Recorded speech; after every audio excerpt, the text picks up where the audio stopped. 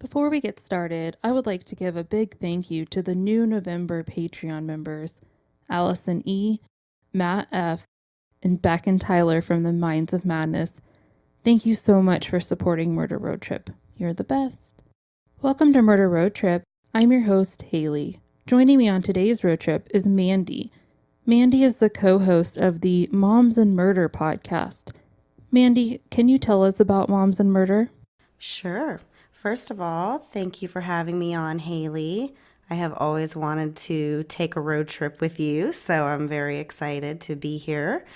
So Moms and Murder is a true crime podcast that I host with a good friend of mine. Her name is Melissa, and we approach the cases with a little bit more levity than some other true crime shows, but we have a lot of fun with it, and our listeners kind of describe it as like coffee talk or just a bunch of girls sitting around a table talking about an interesting crime case. So it's mostly murder, but we have done a few that have been no murder involved. So that's pretty much it.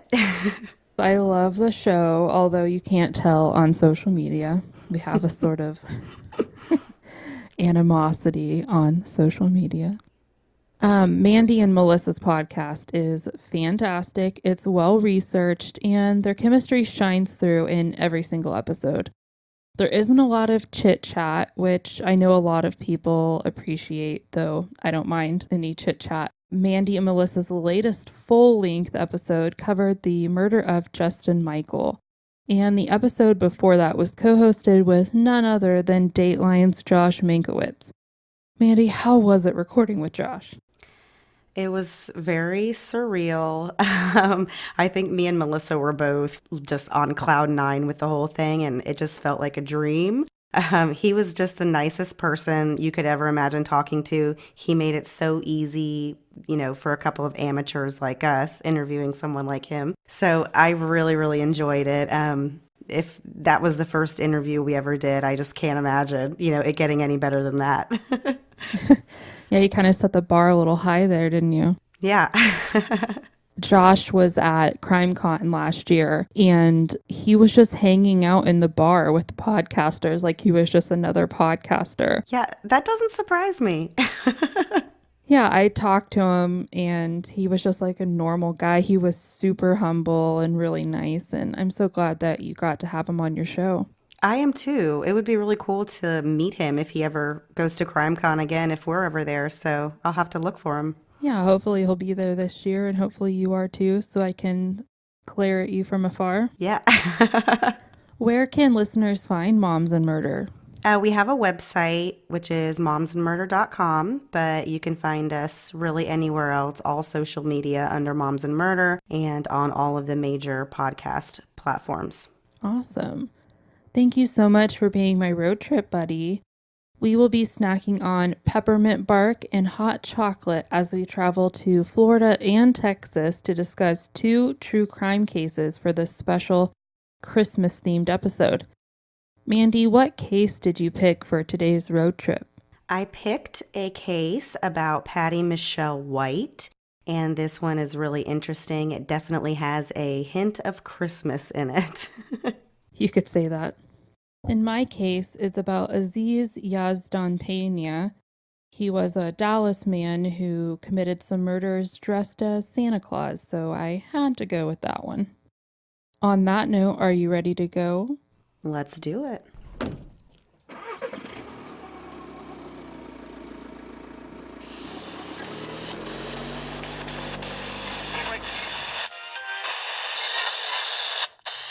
We lost the station again.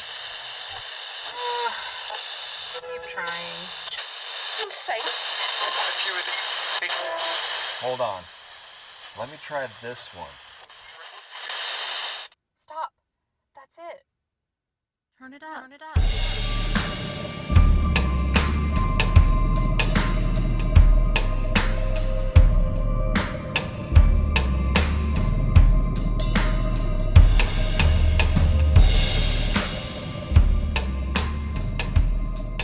Michelle O'Dowd first met Patty Michelle White when her nephew was dating Patty. Michelle grew close to Patty and began considering her a family friend. After Patty and Michelle's nephew broke up, Patty was still involved in Michelle's life. Patty lived with Michelle on occasion and even worked for Michelle if she needed money, which is kind of an interesting setup. Patty eventually moved out of Michelle's Jacksonville, Florida residence and moved in with relatives in York, South Carolina. On Friday, December 2nd, 2011, 40-year-old Patty traveled from York to Jacksonville with one purpose in mind: to rob Michelle O'Dowd. Although no one but Patty and Michelle know exactly what happened on that fateful day, police surmise that Patty tried to rob Michelle, but Michelle fought back. Patty ended up beating Michelle to death. In order to set the scene as a robbery gone wrong, Patty placed Michelle's body underneath the Christmas tree, draped a towel over her face, and covered her body with Christmas presents. Before leaving Michelle's place, Patty stole 2 debit cards, and on her way back to York, Patty stopped at 2 ATMs and attempted to withdraw money from the debit cards. What could go wrong? When Michelle didn't show up to work, Michelle's twin brother Phil headed over to her house to check on her. When he arrived, he noticed that Michelle's front door was open. The house was in complete disarray. He knew something was wrong, so he started searching the residence for his sister. Phil looked through his sister's place 3 times before he saw a foot sticking out from under a pile of presents under the Christmas tree. Phil picked Christmas presents up until he found what he feared: the bloodied body of his 67-year-old twin sister, Michelle. Upon their arrival, police were able to quickly understand what happened at Michelle O'Dowd's residence: a robbery gone wrong. After realizing that 2 of Michelle's debit cards were missing, police checked her bank statements. They noticed 2 attempted ATM withdrawals and viewed the surveillance footage from both ATMs. After viewing the footage, police now had their suspect, Patty Michelle White. The next day, Patty was pulled over and arrested in South Carolina. It did not take Patty long to confess to police what had happened. She later pleaded guilty to second-degree murder and was sentenced to 45 years in prison. Pretty crazy. I don't know why she thought it was going to work to just bury this woman's body underneath a pile of Christmas presents. It's definitely not a very thought-out murder, or cover-up, rather.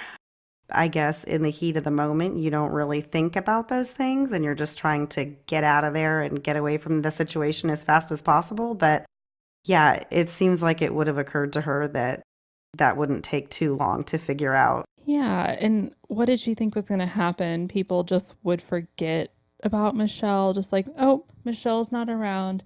Guess we'll never find her. Or they walk through the house and like, oh, just a bunch of presents. She must have run away. Like, No, it makes no sense. But, I have this huge, big thought process that, murderers sometimes aren't too intelligent. Sometimes they are. But I feel like for the most part, these heat of the moment type of ones, the person committing the murder is usually not the brightest. that's true.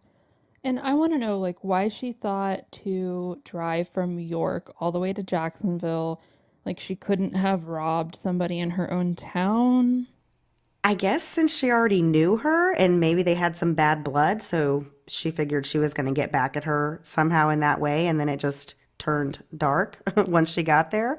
But yeah, it doesn't make a lot of sense to drive out of state to go to rob somebody. Yeah. I feel so bad that her brother found her. But yeah, that's really awful. I really can't imagine anything worse. I know. I guess I'm just glad he found her so quickly and her body hadn't started to decompose or anything, because that would have been worse.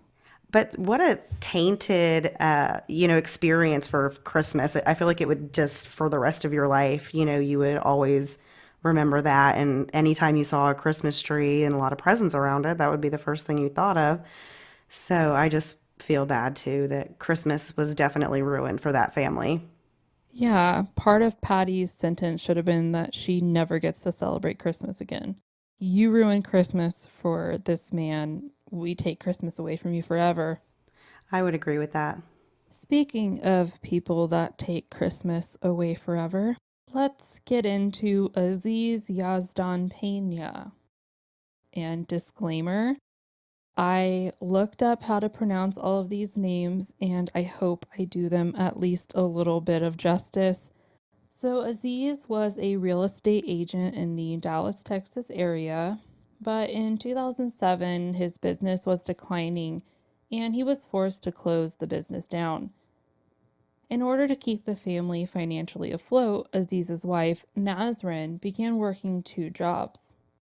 As the years went by, for reasons unknown, Aziz remained unemployed. Nazrin's 2 jobs did not bring in enough income to make the house payments, and by 2010, the family's house was about to be foreclosed on. As one can imagine, the financial issues put a strain on Aziz and Nazrin's marriage. Nazrin and their 2 children, Nona and Ali, moved out of the family home and into a nearby apartment in April 2010, while Aziz remained in the family home. In order to avoid foreclosure, Nazrin filed for bankruptcy in August. After 20 plus years of marriage, she also filed for divorce. As the months passed, Aziz continued to live in the old family home while he watched his wife and children build a new home without him. Because Aziz did not have a source of income, the old family home had no electricity or running water.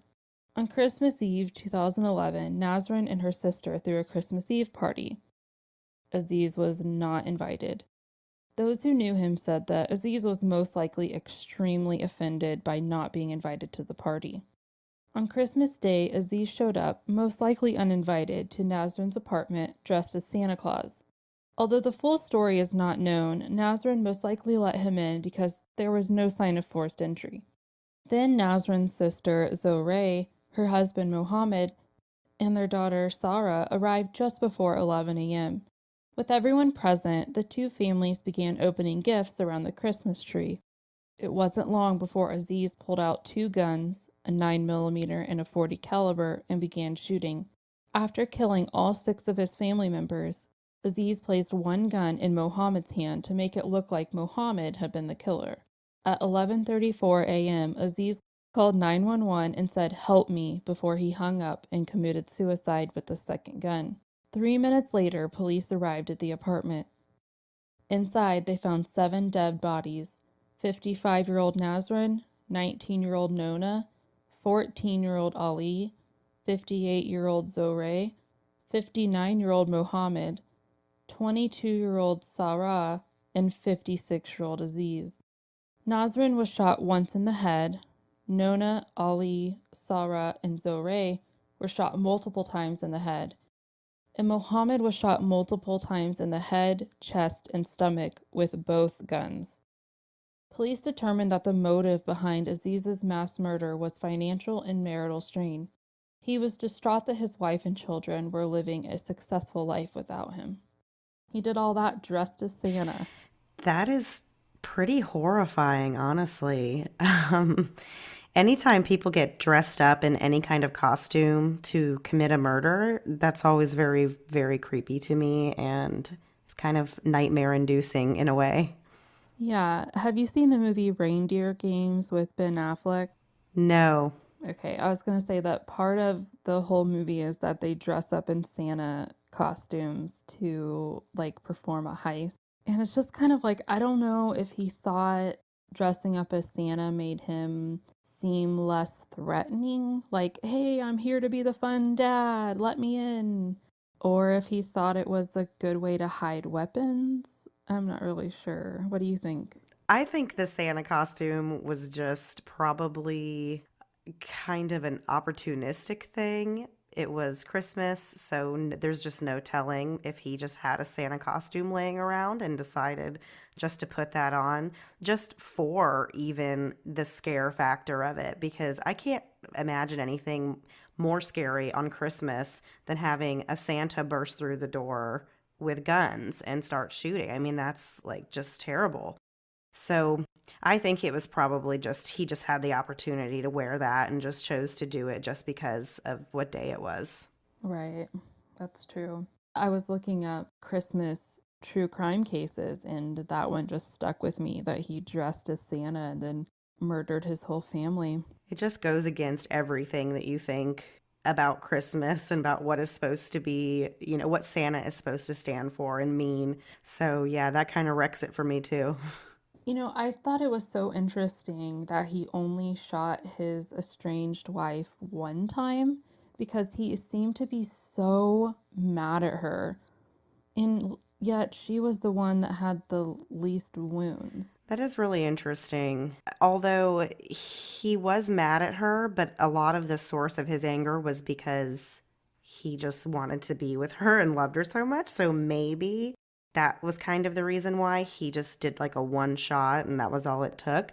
And he wasn't going to further mutilate her by continuing to shoot her. It's all really interesting. There's no telling why these people do, down to the last detail, or even if they're even thinking about it, or. Yeah, you're right. It definitely could be that he loved her so much. He was like, I'm going to do the least damage to you. The police thought that when he made the call, that at first he was like, help me. And when he set it up to look like Mohammed was the killer, police thought that maybe he was going to turn himself in, but then he got so overwhelmed with everything that he just done that he just committed suicide. I don't feel sorry for him, but I'm sad that he felt the need to go this far. Yeah, I agree.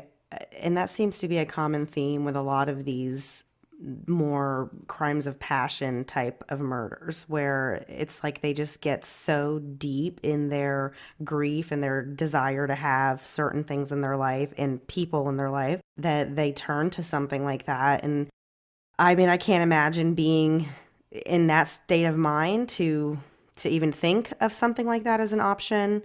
I don't understand it, but it does seem to be a common theme with people who murder their spouses and children. And it seems like it's just a deep-seated, just anger that they can't have what they want, which is this perfect love life and these perfect family and kids and everything. And so that's what I think. Would you like to end the episode on a more happier note by playing a road trip game? Yeah, of course. Okay.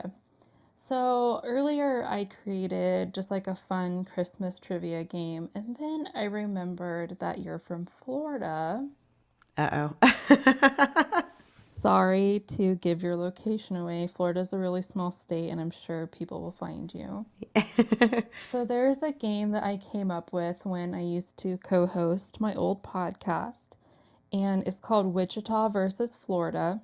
And basically, the rules of the game are that I'm going to read you a news headline, and I want you to guess if you think it's from Wichita, Kansas, or from Florida. And the whole mindset behind the game is that Wichita, Kansas is on par with Florida with the craziness that happens there.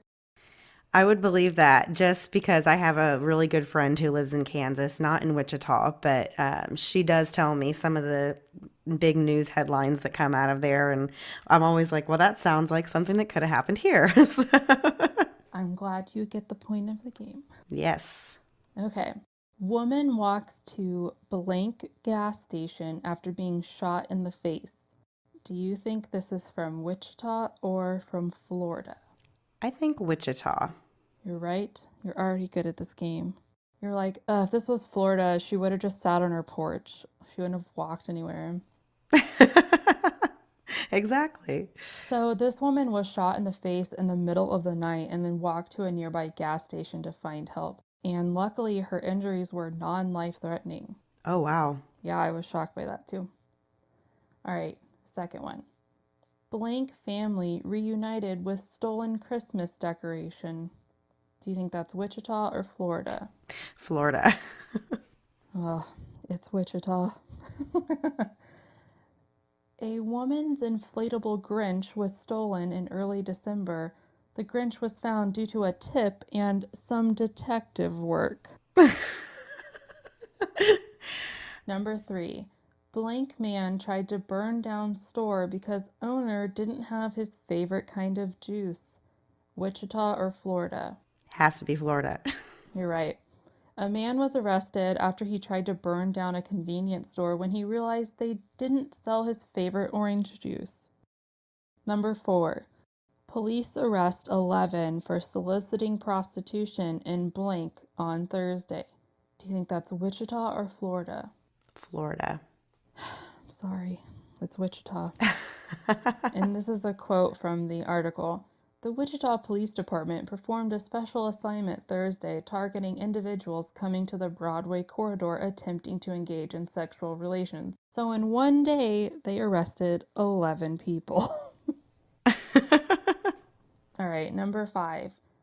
Blank man claims his dog accidentally shot his sleeping girlfriend.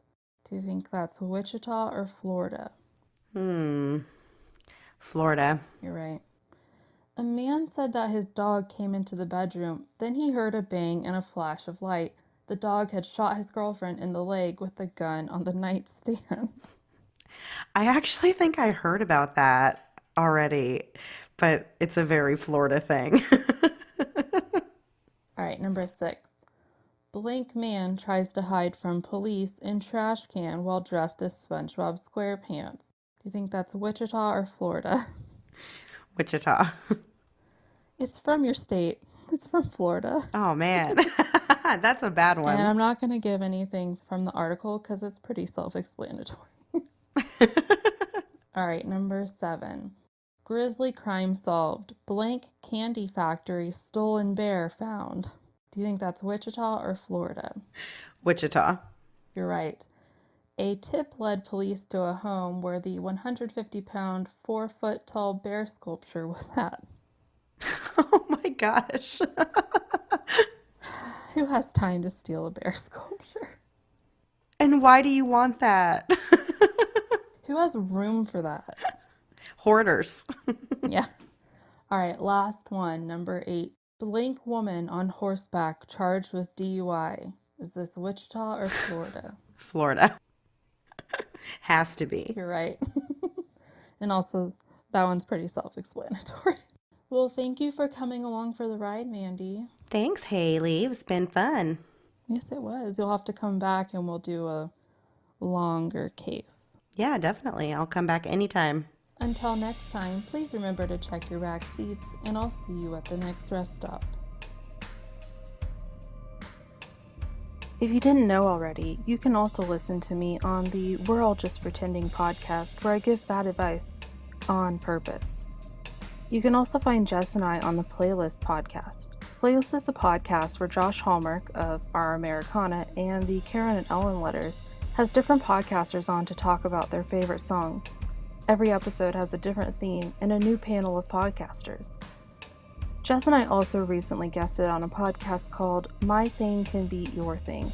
On the episode, we had a battle between whose animal is better. The podcast is super fun. Please check it out. You can find Murder Road Trip at murderroadtrip.com, on Instagram and Twitter at murdertrip, and on Facebook at MRT Podcast. If you're interested in continuing the discussion, you can join the Murder Road Trip podcast group on Facebook. Make sure to check out the Murder Road Trip playlist on Spotify. You can even add songs to the playlist. If you enjoyed this episode, please make sure to rate, review, and subscribe on your podcast app of choice. Please stay tuned after the music to hear from some other great podcasts.